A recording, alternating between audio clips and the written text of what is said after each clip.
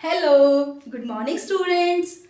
हम पढ़ रहे थे चेंज क्या क्या आते हैं बॉडी के अंदर पुबर्टी के टाइम में। अभी लास्ट वीडियो में हमने पढ़ा था, ठीक है। अब हम क्या पढ़ते हैं और क्या क्या चेंजेस आते हैं, ठीक है। वो हमने पढ़ लिए, 3 और 4 चेंजेस हमने पढ़े थे। अब हम नेक्स्ट चेंज पढ़ते हैं, ठीक है। अच्छा, उसके लिए ना आपको एक सेक्सुअल कैरेक्टर क्या होते हैं ये समझना पड़ेगा। सेक्सुअल कैरेक्टर क्या होते हैं? ये फिजिकल बिहेवियर या ट्रेट होते हैं, मतलब जो फिजिकल जो दिखते हैं, भाई ये बॉय है, ये गर्ल है, किस बेसिस पे पता चलता है? सेक्सुअल कैरेक्टर के बेसिस पर। मतलब ये क्या बताते हैं? ये किसी भी ह्यूमन बीइंग के बायोलॉजिकल सेक्स के बारे में बताते हैं, ठीक है। इट इज अ बॉय और अ गर्ल, ये उसके बारे में बताते हैं सेक्सुअल कैरेक्टर। ये भी 2 टाइप के होते हैं, primary sexual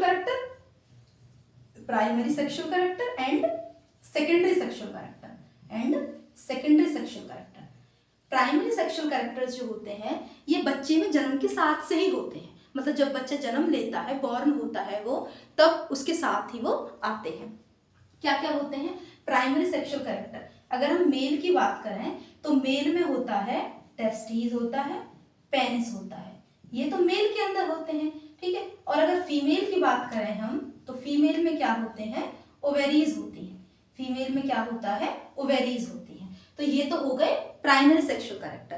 primary sexual character जन्म के साथ से ही होते हैं बच्चे में, इनके बेसिस पर ये पता चलता है, क्योंकि बचपन में तो बच्चा एक जैसे ही दिखते हैं। बचपन में तो उनके पास कोई और आइडेंटिटी नहीं होती कि ये क्या है, ये लड़का है या लड़की है। तो इन्हीं के बेसिस पर, प्राइमरी सेक्सुअल कैरेक्टर्स के बेसिस पर ही हम ये पता लगाते हैं कि ये बॉय है या फिर ये गर्ल। अच्छा, ये है secondary sexual characters. Secondary sexual character ये कब आते हैं बच्चे के अंदर? ये पुबर्टी के टाइम पे आते हैं। किसके टाइम पे आते हैं? पुबर्टी के टाइम पे आते हैं बच्चे में, ठीक है ना। तो पुबर्टी मतलब 10 से आगे 10, 11, 12 में, इस टाइप से ये पुबर्टी के टाइम पे सेकेंडरी सेक्सुअल कैरेक्टर बच्चे के अंदर डेवलप होने लगते हैं, ठीक है। अच्छा, कि क्या क्या होते हैं? तो सेकेंडरी सेक्सुअल कैरेक्टर्स के बारे में पढ़ते हैं। अच्छा, जो ये ओवेरीज वगैरह होती हैं, इनका भी मतलब ओवेरीज भी इनसाइड ही होती हैं बॉडी में, तो ये विजिबल नहीं होती। जैसे पेनिस, ये टेस्टिस, ये तो विजिबल होते हैं, मतलब दिख जाते हैं, ठीक है, बॉय के अंदर। लेकिन ओवेरीज विजिबल नहीं होती। इसकी जगह जो दूसरा पार्ट होता है, मतलब जो फिजिकली विजिबल होता है, वो होता है वजाइना, ठीक है। तो वो इसी का पार्ट है, ओवेरीज के अंदर का ही पार्ट है। अब हम क्या पढ़ते हैं? सेकेंडरी सेक्सुअल कैरेक्टर्स के बारे में पढ़ते हैं। सेकेंडरी सेक्सुअल, अच्छा मैं सारा ही रफ कर देती हूँ क्योंकि इनकी नंबरिंग थोड़ी ज्यादा है। Secondary sexual characters, secondary sexual characters वो होते हैं जो कब आते हैं? पुबर्टी के टाइम पे आते हैं, ठीक है। अब मेल्स में अलग होते हैं, फीमेल्स में अलग होते हैं, और कुछ कैरेक्टर्स सेम भी होते हैं, ठीक है। कुछ अलग होते हैं और कुछ सेम होते हैं। पहले मेल्स की बात कर लेते हैं। मेल्स की जो आवाज होती है वो डीप होती है, लास्ट वीडियो में बताया था मैंने, है ना। मेल्स की जो आवाज होती है वो डीप होती है। वहीं अगर फीमेल्स की आवाज की बात करें तो वो हाई पिचड होती है, हाई पिचड वॉइस होती है उनकी। तो ये तो कैरेक्टर डिफरेंट हो गया, आवाज दोनों की अलग अलग होती है। दूसरा क्या होता है? मेल्स के जो वो कंधे होते हैं, शोल्डर्स होते हैं, वो क्या होते हैं? ब्रॉड होते हैं। और इनकी चेस्ट भी क्या होती है? वाइडन, मतलब चौड़ी होती है। चेस्ट भी वाइडन होती है। और क्या होता है? इनके ना फेशियल हेयर ग्रो करने लगते हैं। मुंह पे जो बाल आते हैं ना, मुंह पे जो बाल आते हैं, जैसे बियर्ड है, बियर्ड मतलब दाढ़ी जो होती है उनकी, वो ग्रो करने लगती है। मोस्टेक्स ग्रो करने लगती हैं उनके, मोस्टेक ग्रो करने लगती हैं। मूंछ जो होती हैं उनकी, ये ग्रो करने लगती है, ठीक है ना। और क्या होता है इनके अंदर? जो इनके जो प्यूबिक हेयर है वो ग्रो करने लगते हैं, प्यूबिक हेयर ग्रो करने लगते हैं, ठीक है। और हेयर अंडर द आर्म पिट, मतलब जो हमारे हाथों के नीचे, आर्म के नीचे जो बाल उगने लगते हैं, हेयर अंडर आर्म पिट, आर्म के नीचे जो हेयर्स हैं वो ग्रो करने लगते हैं। ठीक है। तो ये सब, उनकी चेस्ट पे भी हेयर ग्रो करने लगते हैं, छाती पे भी बाल आ जाते हैं, ठीक है। तो ये सब होते हैं। अच्छा, वहीं अगर फीमेल्स की बात करें तो फीमेल्स का जो आपका है हिप्स है, जो उनके जो हिप्स है वो ब्रॉड होने लग जाते हैं, ठीक है। और उनकी जो ब्रेस्ट है वो भी, जो उनकी ब्रेस्ट है वो भी क्या हो जाती है, डेवलप होने लगती है, ठीक है, विकास होने लगता है उसका, और वो इनलार्ज, बड़ी होने लगती है, ठीक है। और उनका पेल्विक रीजन ब्रॉड होने लगता है, पेल्विक रीजन ब्रॉड होने लगता है। पेल्विक रीजन, पेल्विक रीजन क्या होता है, जो एरिया वेस्ट से नीचे होता है, जो कमर से नीचे का भाग होता है, अंडर द वेस्ट, वेस्ट के नीचे जो भाग होता है ना शरीर का, उसको बोलते हैं पेल्विक रीजन। ये भी ब्रॉड होने लगता है, चौड़ा होने लगता है, ठीक है। इनके भी प्यूबिक हेयर ग्रो होने लगते हैं, प्यूबिक हेयर, पेल्विक रीजन के ऊपर जो हेयर ग्रो करते हैं उनको प्यूबिक हेयर कहते हैं, वो ग्रो होने लगते हैं। और उनके भी हेयर्स ग्रो होने लगते हैं अंडर द आर्मपिट, मतलब हाथ के नीचे, ठीक है ना, हाथ के नीचे जो एयर है वो उनके ग्रो होने लगते हैं, हेयर अंडर आर्मपिट, समझ आ गया। और उनके अंदर जो मेंस्ट्रुअल साइकिल है वो इनिशिएट हो जाता है, मेंस्ट्रुअल साइकिल, मेंस्ट्रुअल साइकिल जिसको बोलते हैं मासिक धर्म, जो मासिक धर्म है उनका, वो उनका स्टार्ट हो जाता है, समझ आ गया। तो ये सब उनमें अलग अलग कैरेक्टर्स उनके दिखाई देने लगते हैं, सेक्सुअल कैरेक्टर, जिनके बेसिस पर पता चलता है इट इज मेल और अ फीमेल। क्लियर है, समझ आया होगा आपको। अब हम नेक्स्ट टॉपिक जो हमारा है वो हम पढ़ते हैं हार्मोन्स। हार्मोन्स क्या होते हैं? हार्मोन्स, जो ये हार्मोन्स होते हैं ये केमिकल सब्सटेंसेस होते हैं। हार्मोन्स क्या होते हैं? केमिकल सब्सटेंसेस जो सीक्रेट होते हैं by the endocrine glands. Hormones are chemical substances, chemical substances secreted by endocrine glands, secreted by endocrine glands.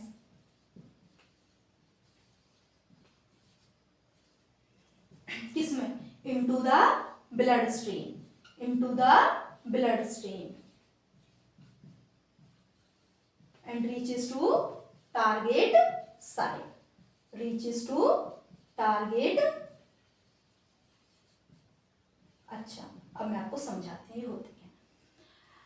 जब हमारी बॉडी पुबर्टी के टाइम पे, हमारी बॉडी में काफ़ी चेंजेस होते हैं, ठीक है ना। पुबर्टी के टाइम पे बहुत सारे चेंजेस, मैंने अभी आपको बताया कि हमारी बॉडी में क्या क्या होने लगता है, ठीक है। अब जो चेंजेस हो रहे हैं उनको कंट्रोल करने के लिए क्या आते हैं हमारी बॉडी में? हार्मोन्स आते हैं, ठीक है। जो भी बॉडी में पुबर्टी के टाइम पे चेंजेस होने स्टार्ट होते हैं उन चेंजेस को कंट्रोल करने के लिए क्या आते हैं? हार्मोन्स। हार्मोन्स क्या होते हैं? केमिकल सब्सटेंसेस होते हैं, ठीक है। ये एंडोक्राइन ग्लैंड से निकलते हैं। सीक्रेट, सीक्रेट मतलब स्त्रावित करना या फिर निकलना, ठीक है, स्त्रावन उनका। तो ये एंडोक्राइन, अब आपके मन में आ रहा होगा कि एंडोक्राइन ग्लैंड्स क्या होती हैं। जो ग्लैंड्स होती हैं वो टू टाइप की होती हैं, एक होती है एंडोक्राइन ग्लैंड्स और एक होती है एक्सोक्राइन ग्लैंड्स। क्या होती है? एंडोक्राइन एंड एक्सोक्राइन ग्लैंड्स, दो टाइप की ग्लैंड होती हैं। जो एंडोक्राइन ग्लैंड्स होती हैं वो हार्मोन्स निकालती हैं, ठीक है। किस में निकालती हैं? मेन बात है ये, हार्मोन्स तो ये भी निकालती हैं, ठीक है। एंडोक्राइन ग्लैंड्स है जो ये हार्मोन्स निकालती हैं, ठीक है। किसके अंदर निकालती हैं? ये ब्लड स्ट्रीम में, जिन नलिकाओं में से खून बहता है, जिन नलिकाओं में से खून बहता है ब्लड स्ट्रीम के अंदर ये हार्मोन्स को, ये एंडोक्राइन ग्लैंड है, इसमें से हार्मोन निकलेगा, किस में जाएगा? ब्लड स्ट्रीम में। जिस नलिका में से खून बह रहा है उसमें ये उसको डाल देती है। अब वो जाएगा कहाँ? हार्मोन डाल दिया इसने ब्लड वेसल, ब्लड स्ट्रीम के अंदर, वो जाएगा टारगेट साइट तक। टारगेट साइट क्या होती है? टारगेट साइट वो जगह होती है, टारगेट का मतलब लक्ष्य, कि उसको जाना कहाँ है, उसका अंतिम जो काम है कहाँ पे है, तो वहां तक वो हार्मोन जाते हैं, ठीक है ना। मतलब जो बॉडी का जो ऑर्गन जो रिस्पॉन्ड करता है जो मांगता है हॉर्मोन्स को, जिसको जरूरत होती है हॉर्मोन्स की, उसको बोलते हैं टारगेट साइट। तो वहां टारगेट तक ये उस ब्लड स्ट्रीम में फ्लो करके, खून में फ्लो करके चले जाते हैं, ठीक है ना।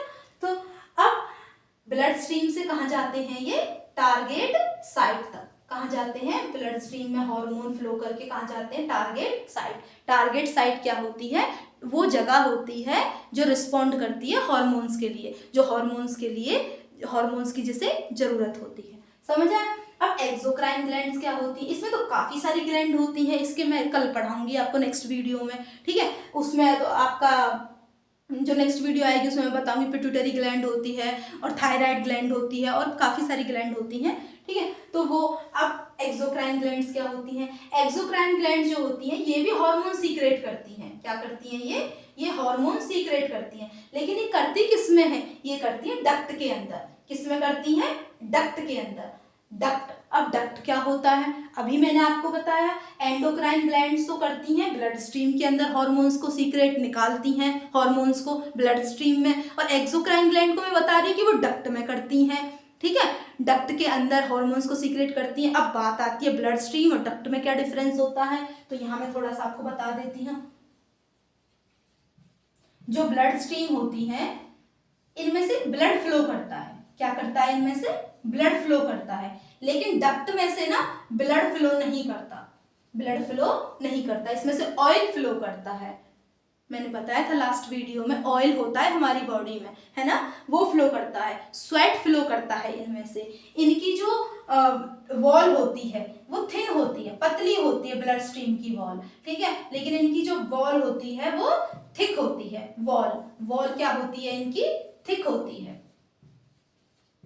तो ये इनमें छोटा सा मैंने डिफरेंस बता दिया आपको, ठीक है। अच्छा, अब हम कहाँ चल रहे थे, हम चल रहे थे कि हार्मोन्स के ऊपर, क्योंकि हार्मोन से ही सारी बातें निकल के आई, एंडोक्राइन ग्लैंड्स, एक्सोक्राइन ग्लैंड्स, फिर उनके अंदर भी हमारे ब्लड स्ट्रीम, डक्ट, ये वर्ड्स निकल के आ गए। अच्छा, हम यहाँ थे, हार्मोन्स केमिकल सब्सटेंसेस होते हैं जो एंडोक्राइन ग्लैंड्स के द्वारा निकाले जाते हैं, ठीक है, इनटू द ब्लड स्ट्रीम में डाले जाते हैं वो, और फिर वो कहाँ पहुंचते हैं, टारगेट साइट पर। टारगेट साइट क्या होती है वो मैंने आपको बताया, जो हार्मोन्स के लिए रिस्पॉन्ड करती है, जिसको हार्मोन्स की जरूरत होती है, ठीक है। अब हमारी बॉडी में जो हमारा रिप्रोडक्टिव ऑर्गन है, हमारी बॉडी के अंदर रिप्रोडक्टिव ऑर्गन है जो,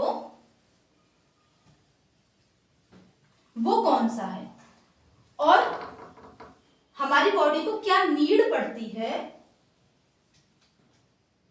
हार्मोन्स की, ठीक है। रोल ऑफ, टॉपिक का नाम क्या है, role of hormones in initiating reproductive function. Role of hormones in initiating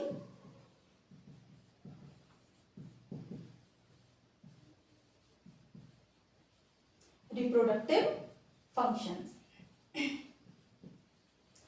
जो हमारे रिप्रोडक्टिव ऑर्गन है, ठीक है, वो जो फंक्शन करते हैं, जो वो काम करते हैं, उसको बोला जाता है रिप्रोडक्टिव फंक्शन। तो हार्मोन्स का क्या रोल होता है, उनको इनिशिएट करना, उनके फंक्शंस को शुरू करना, उनको कंट्रोल करना, उनको कोऑर्डिनेट करना, ये हमारे हार्मोन्स का काम होता है। सबसे पहले तो हमें पता होना चाहिए हमारी बॉडी में रिप्रोडक्टिव ऑर्गन कौन से हैं। रिप्रोडक्टिव ऑर्गन है हमारी बॉडी के अंदर, मेल्स के अंदर और फीमेल्स के अंदर। मेल्स के अंदर होते हैं टेस्टिस, जिनकी संख्या कितनी होती है, 2, और फीमेल्स के अंदर क्या होते हैं हमारे रिप्रोडक्टिव ऑर्गन, वो भी 2 होते हैं, दैट आर ओवेरीज। समझ आ गए, ये हमारे रिप्रोडक्टिव ऑर्गन जो ये काम करते हैं।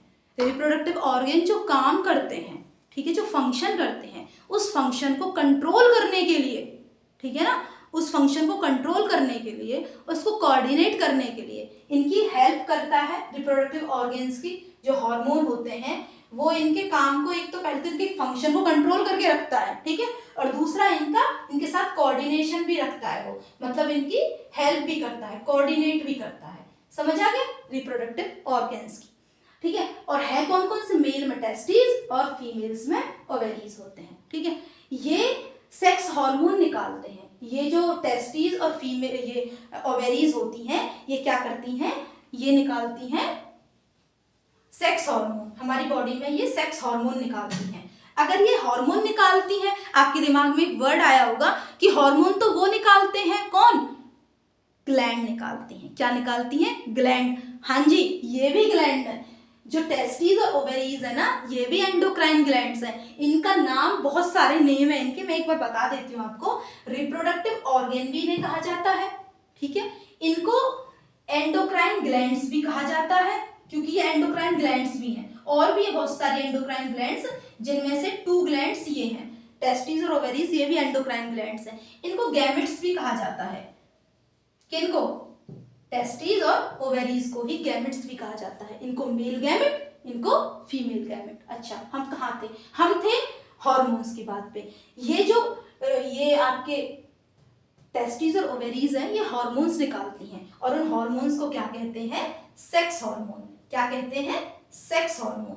ये दोनों सेक्स हार्मोन निकालते हैं, क्योंकि ये एंडोक्राइन ग्लैंड्स हैं, ठीक है, ग्लैंड्स है ना, इसलिए ये सेक्स हार्मोन निकालती हैं। अब बात आती है, टेस्टिस और ओवेरीज दोनों अलग अलग हार्मोन निकालती हैं। जो टेस्टिस होते हैं वो निकालते हैं, मेल्स के अंदर होते हैं ना, टेस्टोस्टेरोन, टेस्टोस्टेरोन। और जो ओवेरीज होती हैं वो निकालती हैं ऑस्ट्रोजन, ऑस्ट्रोजन।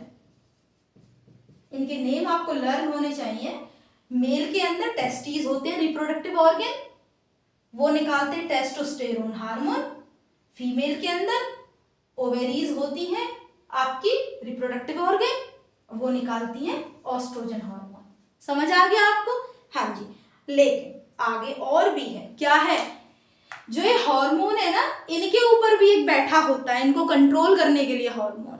समझ आया, वो कौन सा हार्मोन होता है, जो टेस्टोस्टेरोन हार्मोन को और ऑस्ट्रोजन हार्मोन को कंट्रोल करने के लिए जो होता है, उस हार्मोन का नाम होता है गोनेडोट्रोपिक हार्मोन। क्या होता है, गोनेडोट्रोपिक हार्मोन, गोनेडोट्रोपिक हार्मोन।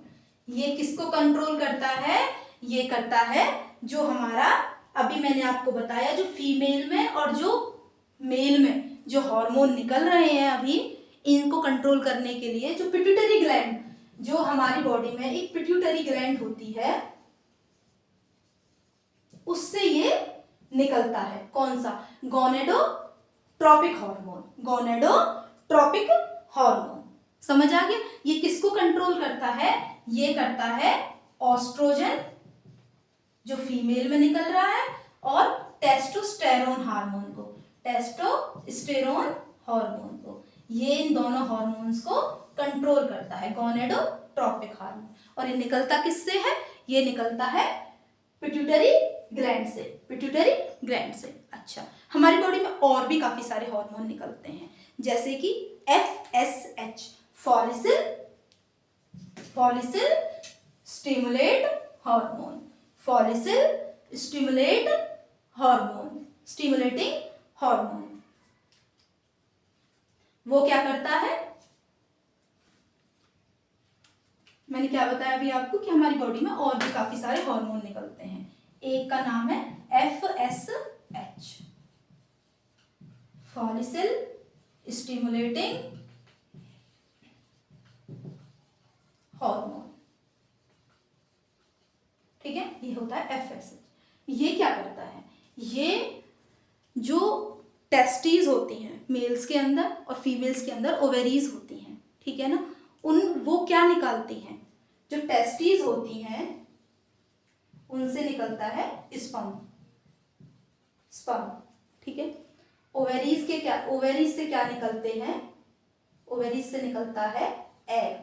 तो जो FSH होता है, फॉलिसिल स्टिमुलेटिंग हार्मोन, ये टेस्टिस में से और ओवेरीज में से इनका फॉर्मेशन करवाता है, इन्हें बनवाता है, इन्हें बनाता है। स्पर्म को टेस्टिस में बनाता है और ओवेरीज में एग को बनाता है। तो ये इनकी फॉर्मेशन करता है, फॉर्मेशन मतलब इनको बनाता है, FSH। समझ आ गया, आई होप आपको मेरा कंटेंट समझ आ रहा होगा। तो मेरे चैनल को साइंस मास्टर चैनल है, उसको लाइक शेयर और सब्सक्राइब जरूर करना, ठीक है ना। तो अब और भी अच्छा, ये तो अभी हमने पढ़ा गोनेडोट्रोपिक हार्मोन जो टेस्टोस्टेरॉन और ऑस्ट्रोजन को कंट्रोल करके रखता है ना। और एफएसएच हमने पढ़ा, वो जो टेस्टिस में से जो स्पर्म निकलता है और जो ओवेरीज में से एग निकलता है उसकी फॉर्मेशन को मतलब फॉर्मेशन करता है, बनाता है उनको। एक और हार्मोन के बारे में मैं आपको बता देती हूँ, वो होता है हमारा जो मेमोरी ग्लैंड को बनाता है। मेमोरी ग्लैंड को कौन सा बनाता है? Prolactin hormone, prolactic hormone, prolactic hormone. ये क्या करता है? ये बनाता है memory gland, memory gland develop करता है ये मेमोरी ग्लैंड। मेमोरी ग्लैंड को क्या करता है? डेवलप, इनका विकास करता है फीमेल्स के अंदर, ठीक है। फीमेल्स के अंदर ये मेमोरी ग्लैंड को डेवलप करता है। मेमोरी ग्लैंड कौन सी ग्लैंड होती है? जो मिल्क बनाती है, मिल्क यील्डिंग ग्लैंड। मिल्क बनाने वाली ग्लैंड को क्या बोलते हैं? मिल्क बनाने वाली ग्लैंड को बोलते हैं मेमोरी ग्लैंड। और उनको जो डेवलप करता है वो होता है प्रोलैक्टिक हार्मोन। ये हार्मोन इन ग्लैंड को बनाता है, ठीक है, जिसकी वजह से जो मदर्स होती हैं उनकी ब्रेस्ट में मिल्क आता है, दूध आता है। समझ आ गया? अच्छा ठीक है। अब हम नेक्स्ट जो हमारा टॉपिक है वो है हमारा reproductive phase of life in humans. Reproductive phase of life in humans, जो हमारे ह्यूमंस की बॉडी के अंदर रिप्रोडक्टिव फेज कब से स्टार्ट होता है, कब एंड होता है, कैसे वो चलता है।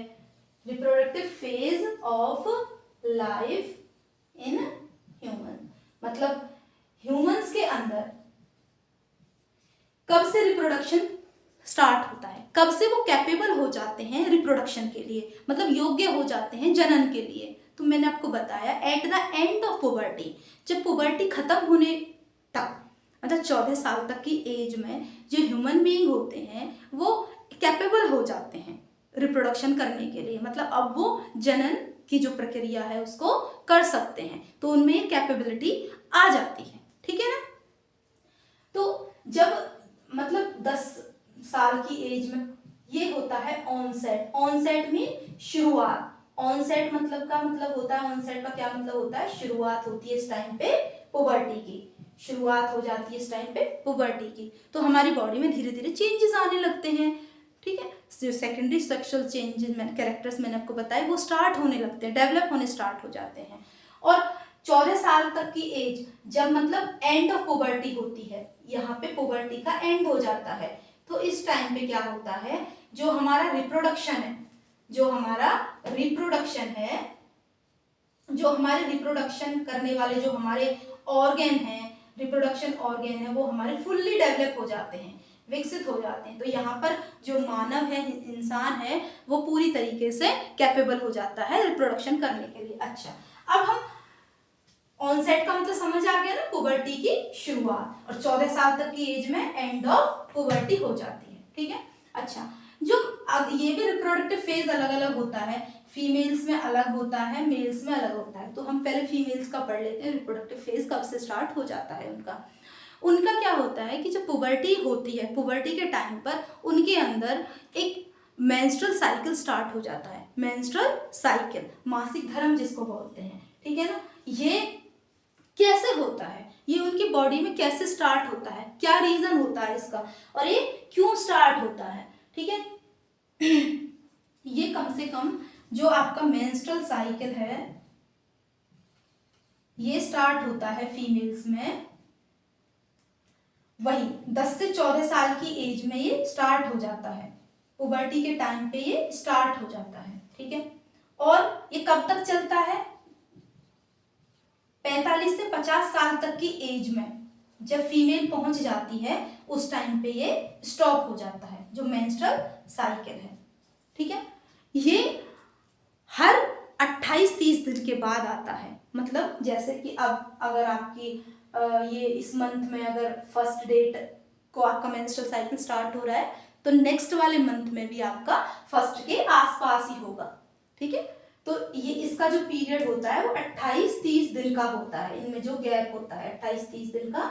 और ये हर किसी में डिफर करता है, 3 डेज 4 डेज, हर किसी का अलग अलग होता है, ठीक है ना। अच्छा जी, उसके बाद क्या होगा कि जो मेल्स हैं, मेल्स के अंदर जो रिप्रोडक्टिव फेज होता है, मेल्स में नहीं होता है, मेल का रिप्रोडक्टिव फेज अलग होता है। मेल में जो रिप्रोडक्शन करने की जो कैपेबिलिटी है वो वही पुबर्टी के टाइम पे ही स्टार्ट हो जाती है उनके अंदर भी, ठीक है ना। उनके अंदर भी वही पुबर्टी के टाइम पे उनके अंदर भी रिप्रोडक्शन करने की कैपेबिलिटी आ जाती है। और महिलाओं के अंदर 45 से 50 साल की एज में रिप्रोडक्टिव फेज खत्म हो जाता है। लेकिन जो मेल्स होते हैं उनमें उनसे ज़्यादा टाइम के लिए रहता है, मतलब उनका 45-50 पे ख़त्म नहीं होता, उनका और भी आगे सालों तक उनका रिप्रोडक्टिव फेज चलता रहता है। तो अब हम मेल्स के बारे में जो मैंने अभी आपको बताया, मेंस्ट्रुएशन, मेंस्ट्रुएशन जो वर्ड आया है वो क्या है उसके बारे में हम थोड़ी सी स्टडी कर लेते हैं। मेंस्ट्रुएशन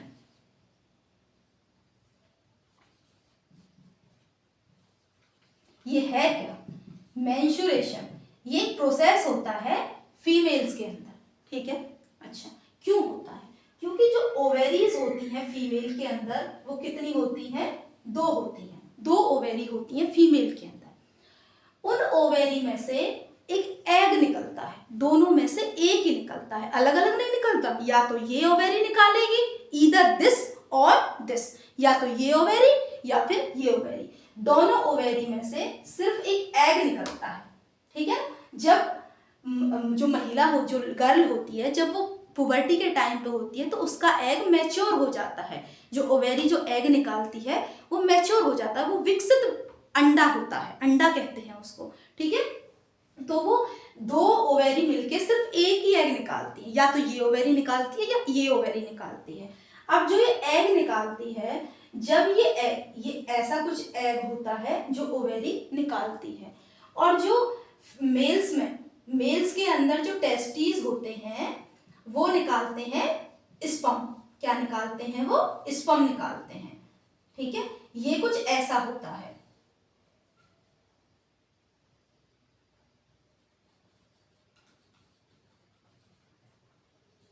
ये कुछ ऐसा होता है, इसकी टेल होती है और इसका हेड होता है।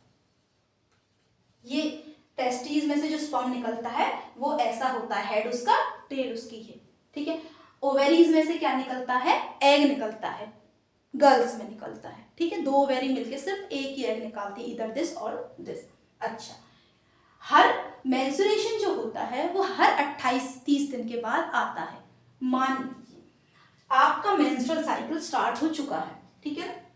मेंस्ट्रुअल साइकिल स्टार्ट हो गया है, उसको कहते हैं, जब वो स्टार्ट होता है ना तब उसको कहते हैं मेनार्क। क्या कहते हैं उसको? मेनार्च। क्या बोला जाता है उस मेंस्ट्रुअल साइकिल को? मेनार्च, ठीक है। जब स्टार्टिंग होती है मेंस्ट्रुअल साइकिल की,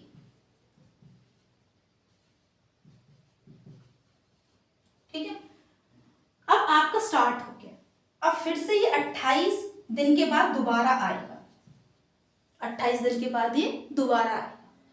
अब इन 28 दिनों में, इन 28 दिनों में 2 ओवेरी में से कोई भी एक ओवेरी एग निकालेगी, ठीक है। वो एग होगा अनफर्टिलाइज, अनफर्टिलाइज्ड, वो अनफर्टिलाइज्ड एग होगा। अनफर्टिलाइज क्या होता है? अविकसित, अविकसित, जो विकसित नहीं हुआ हो, मतलब, ठीक है। जैसे सीड की बात करते हैं हम, जब बीज होता है, जब उसको गीली मिट्टी में लगाया जाता है तो वो जर्मिनेट हो जाता है, अंकुरित हो जाता है, उसमें से पौधे निकलने के जो वो है उसके प्रभाव वो शुरू हो जाते हैं दिखने, ठीक है। ऐसे ही एग जब अनफर्टिलाइज हो जाता है तो उससे बेबी की ग्रोथ नहीं होती। जब एग फर्टिलाइज होता है, और फर्टिलाइज कब होता है? वो जब वो स्पर्म के कांटेक्ट में आता है तो वो फर्टिलाइज हो जाता है। अच्छा, हम कहाँ थे? हम थे 28 दिन के बाद, जब हमारा 28 दिन जो होते हैं उनके अंदर एक एग निकलता है। वो एग, अगर वो एग होता है अनफर्टिलाइज, ठीक है, अगर वो इन 28 दिनों के अंदर, अगर वो एग स्पर्म के कांटेक्ट में आ गया, अगर वो एग स्पर्म के कांटेक्ट में आ गया तो वो एग हो जाता है हमारा फर्टिलाइज। क्या हो जाता है? फर्टिलाइज एग हो जाता है। ठीक है, फर्टिलाइज हो जाता है वो एग, और वो यूट्रस में, जो हमारा यूट्रस होता है, यूट्रस मतलब गर्भाशय। गर्भाशय क्या होता है? जहां माँ के गर्भ में बच्चा पलता है, उस जगह को कहते हैं गर्भाशय। ठीक है, तो अगर वो एग फर्टिलाइज हो गया है तो वो यूट्रस में उसकी इम्प्लांट हो जाता है, यूट्रस के अंदर वो चला जाता है। ठीक है, समझ आ रहा है ना आपको?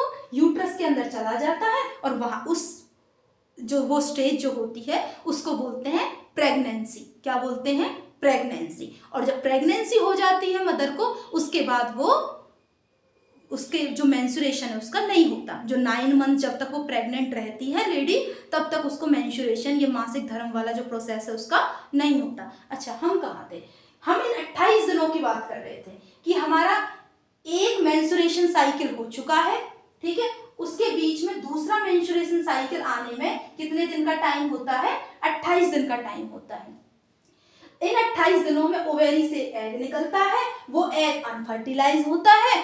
अगर वो एग स्पर्म के कांटेक्ट में आ गया तो वो फर्टिलाइज हो जाता है, फर्टिलाइज होके वो यूट्रस में इम्प्लांट हो जाता है।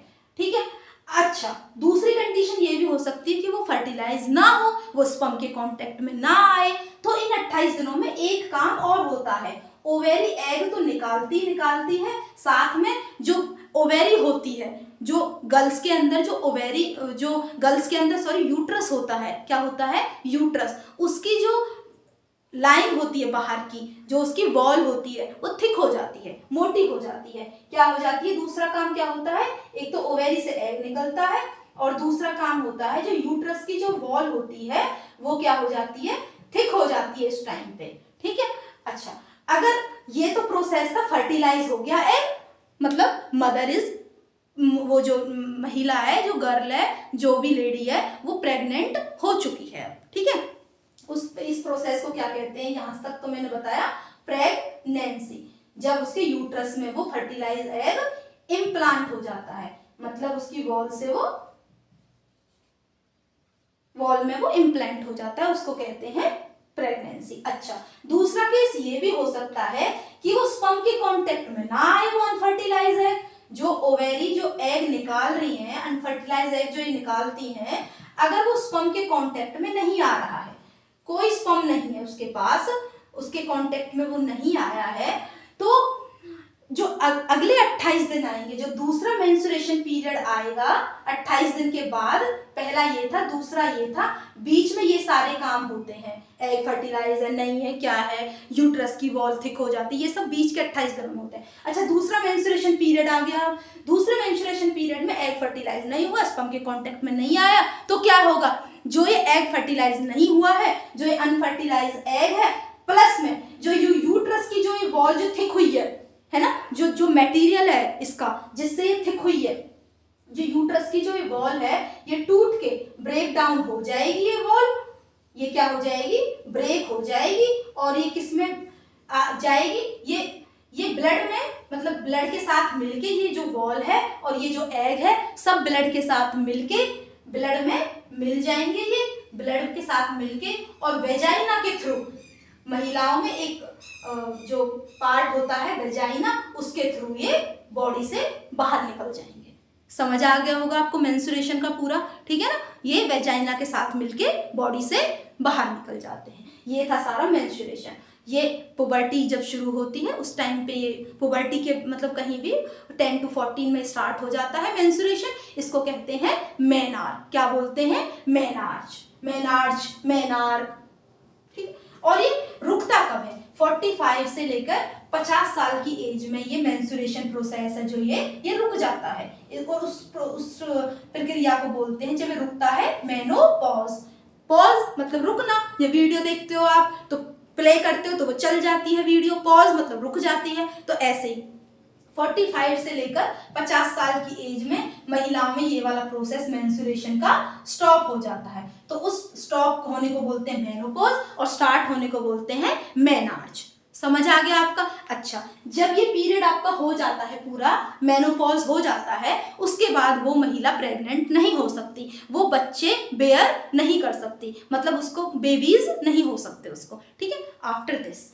अच्छा, अब हम एक बात और पढ़ते हैं कि कैसे पता चलता है कि जो बेबी हुआ है किसी लेडी के पेट में, जो प्रेग्नेंट हुई है, उसके पेट में जो गर्भ में जो बच्चा है, वो उसका बायोलॉजिकल सेक्स क्या है, उसका बायोलॉजिकल सेक्स क्या है। तो उसकी हेडिंग है determination of sex of the baby,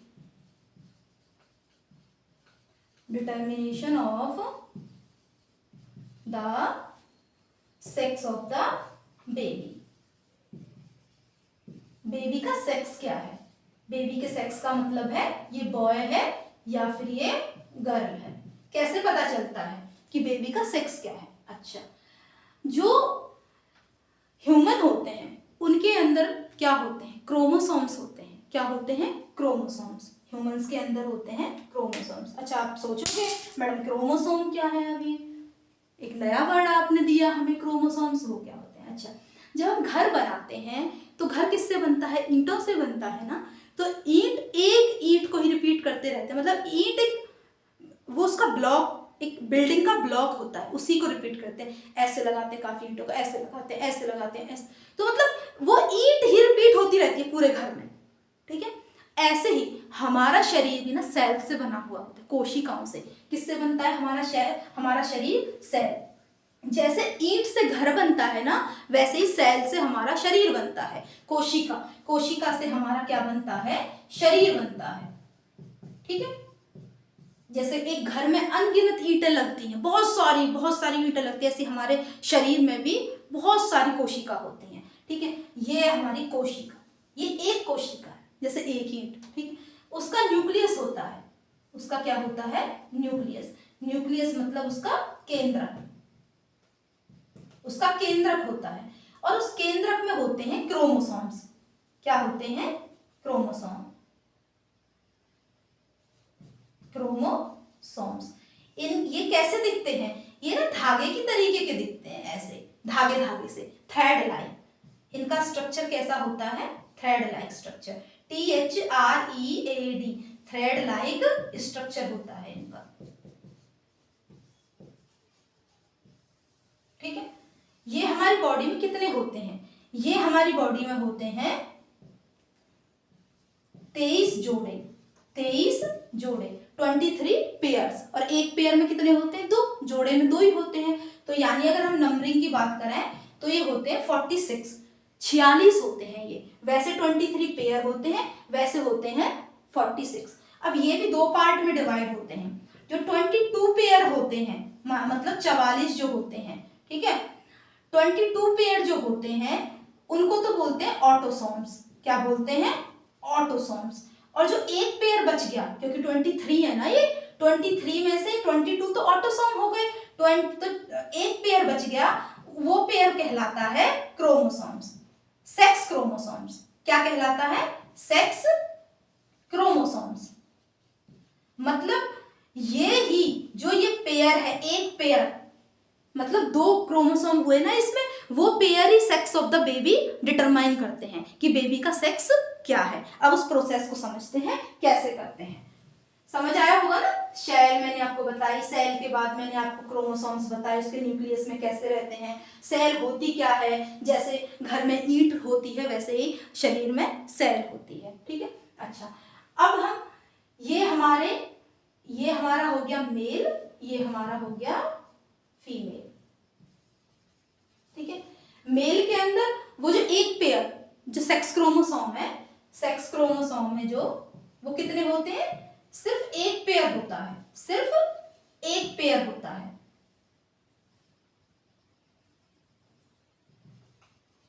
वो सिर्फ क्या होता है? एक पेयर होता है, ठीक है। मेल के अंदर उस पेयर में एक्स और वाई क्रोमोसोम्स होते हैं। एक पेयर में 2 होते हैं ना, तो एक्स और वाई मेल के अंदर क्रोमोसोम्स होते हैं। फीमेल में सिर्फ और सिर्फ एक्स क्रोमोसोम ही होते हैं, मतलब एक्स ही होता है उसमें, दूसरा नहीं होता है, ठीक है। तो ये मान लीजिए आप मदर, ये मान लीजिए आप फादर, ठीक है, ये मदर है और ये फादर है। तो जब मैंने आपको अभी एक प्रोसेस समझाया था मेंस्ट्रुएशन में मैंने आपको क्या बताया था कि फर्स्ट मेंस्ट्रुअल साइकिल आया आपका, सेकंड मेंस्ट्रुअल साइकिल आया, उसके बीच में जो गैप हुआ 28 दिन का, उस 28 दिन में मदर की ओवेरी से क्या, मदर नहीं, एक फीमेल की ओवेरी से क्या निकलता है, एक एग निकलता है। और वो एग कैसा होता है, अनफर्टिलाइज एग होता है ना, मैंने बताया था ना, मदर से क्या निकलता है, एक अनफर्टिलाइज एग निकलता है, अनफर्टिलाइज्ड एग निकलता है मदर की ओवेरी से, बताया मैंने, 29 दिनों के बीच में निकलता है। अच्छा, और फादर यानी कोई भी जेंट्स हुआ, कोई भी मेल हुआ, उसमें नेचुरली क्या होते हैं, इनमें ऐसा कोई प्रोसेस नहीं होता मेंस्ट्रुएशन ये वो, उनमें क्या होते हैं, स्पर्म होते हैं, उनमें स्पर्म होते हैं, ठीक है। तो जो अनफर्टिलाइज एग है, इसमें कौन कौन से क्रोमोसोम है, सिर्फ XX क्रोमोसोम है इसके अंदर, सिर्फ कौन से क्रोमोसोम है, XX क्रोमोसोम है, ठीक है। जो मदर है, मदर ने जो मतलब जो लेडी है उसके अंदर अनफर्टिलाइज एग है और उस एग में केवल कौन से क्रोमोसोम है, XX। जो फादर है, फादर का जो स्पर्म होता है, उस स्पर्म में से X और Y क्रोमोसोम्स होते हैं, ठीक है। जब ये स्पर्म इसके कांटेक्ट में आता है, एग के कांटेक्ट में आता है, तो उस टाइम पे अगर XX क्रोमोसोम मिलते हैं, कंडीशंस XX क्रोमोसोम, इसके अंदर तो X ही है, लेकिन डिपेंड किस पे करता है, फादर पे। अगर उसका X क्रोमोसोम मिलता है मदर के अनफर्टिलाइज एग के साथ, ठीक है, मदर का जो अनफर्टिलाइज एग है, ये है मदर का अनफर्टिलाइज एग जिसमें X है खाली, जब फादर का X क्रोमोसोम इसके साथ मिलता है तो XX क्रोमोसोम का एक पेयर बन जाता है, XX का। और XX किस में होते हैं, गर्ल में होते हैं। मैंने अभी बताया आपको कि गर्ल्स में क्या होते हैं, XX, सिर्फ एक ही क्रोमोसोम होता है, उसको X बोलते हैं, ठीक है। तो मतलब जो बेबी है उसका क्या सेक्स है, गर्ल। अगर जो मदर का अनफर्टिलाइज एग है उसके साथ फादर का अगर Y क्रोमोसोम मिल जाता है, अगर उसके साथ Y क्रोमोसोम मिल जाता है, इसमें तो X ही है, अगर Y क्रोमोसोम मिल जाता है तो उस टाइम पे जो बेबी होगा वो कौन होगा, बॉय होगा। तो इसका मतलब क्या हुआ कि सेक्स ऑफ द बेबी क्या होगा, बच्चा क्या होगा, लड़का या लड़की, it depends only and only on father. Father इसके लिए रिस्पॉन्सिबल होता है कि बच्चा कौन होगा, बच्चे का सेक्स क्या होगा। तो आई होप आपको मेरा कंटेंट बहुत पसंद आया होगा, बहुत मेहनत की है मैंने इस वीडियो को बनाने में। So please like, share and subscribe my channel science master. Thank you very much.